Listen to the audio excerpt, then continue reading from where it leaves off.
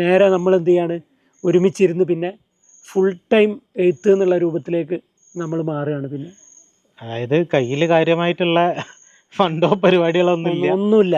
രാവിലെ എനിക്ക് തോന്നുന്നു നിങ്ങൾ വീട്ടിൽ പോകാറുണ്ട് രാത്രി? ഞാൻ വീട്ടിൽ പോകാറില്ല, ഫ്ലാറ്റിൽ നിൽക്കുകയാണ്. ഞാൻ രാവിലെ എത്തും. അതെ, എന്നിട്ട് നമ്മൾ എഴുതും. പിന്നെ വൈകുന്നേരം ഒരു ഫുഡ് മാത്രമേ നമ്മൾ കഴിക്കാറുള്ളൂ.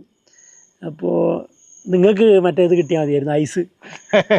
അപ്പോൾ ഐസ് ഇങ്ങനെ ചാച്ചരച്ച് ഇങ്ങനെ തിന്നും. എനിക്ക് തോന്നുന്നു നമ്മൾ കുറേ എഗ്ഗും കാര്യങ്ങളൊക്കെ വാങ്ങി വെച്ച്.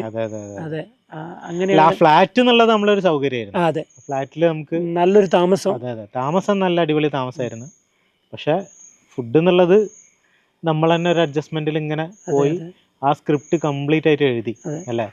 സ്റ്റാർട്ടിങ് മുതൽ എൻഡിങ് വരെയുള്ള കംപ്ലീറ്റ് സ്ക്രിപ്റ്റ് നമ്മൾ എനിക്ക് തോന്നുന്നു ഏകദേശം ഒരു 2-3 ആഴ്ചേനെ കൊണ്ട് എഴുതി തീർത്ത്. പക്ഷേ പിന്നീട് അതിൻ്റെ നമ്മൾ എഴുതിയതിൻ്റെ സ്പീഡൊന്നും ആ പ്രോജക്റ്റിന് കണ്ടില്ല അല്ലേ. അങ്ങനെയല്ല, കുറേ ലാഗായി. പിന്നെ പലരും അതിലേക്ക് ഇൻവോൾവ് ചെയ്യാൻ തുടങ്ങി. പിന്നെ അതെവിടെ എത്തൂല എന്നുള്ളൊരു ഘട്ടം വന്നു.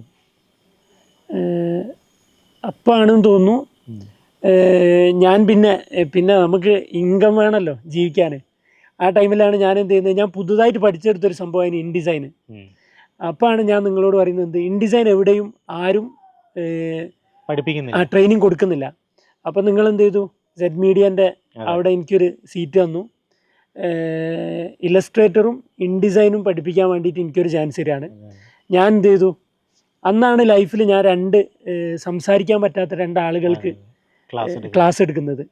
അതിൽ എനിക്കുള്ളൊരു എക്സ്പീരിയൻസ് പറയുന്നത്, ഞാൻ ഓൾറെഡി ഈ ഇസ്ലാമിയ മീഡിയ അക്കാദമിയിൽ നിന്ന് ഞാൻ ഇതേപോലുള്ളൊരു കുട്ടീനെ പഠിപ്പിച്ചിരുന്നു. അപ്പോൾ ചെറിയ അവരെ ഭാഷ വിരൽ ഉപയോഗിച്ചിട്ടാണ് അവരോട് സംസാരിക്കുക. ഈ ഭാഷ അത്യാവശ്യം കൈകാര്യം ചെയ്യാൻ അറിയായിരുന്നു. അത് വെച്ചുകൊണ്ടാണ് ഞാൻ എന്ത് ചെയ്യുന്നത്, ഈ 2 കുട്ടികളെയും പഠിപ്പിക്കുന്നത്. അന്ന് കുറച്ച് കാലം ജീവിച്ചു പോകാനുള്ളൊരു ഇൻകം അവിടുന്ന് ആയിരുന്നു കിട്ടിയത്.